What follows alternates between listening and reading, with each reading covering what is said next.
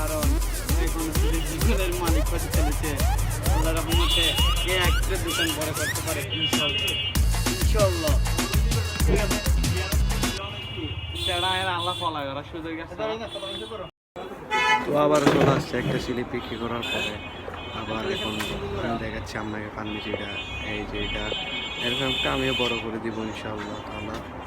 তো আমার জন্য দোয়া করবেন বেশি বেশি করে, আর আপনাদের সাপোর্ট চাই, ভালোবাসা মানুষগুলো সাপোর্ট চাই।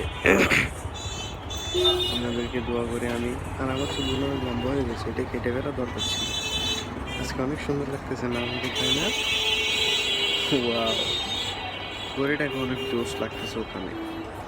আর একটু করে আমার বড় ভাইটা আমাকে ডাকলো, আমি ওদিকে তাকাইছিলাম। তো আপনাদের সাথে পরে কথা হবে। আল্লাহ হাফেজ।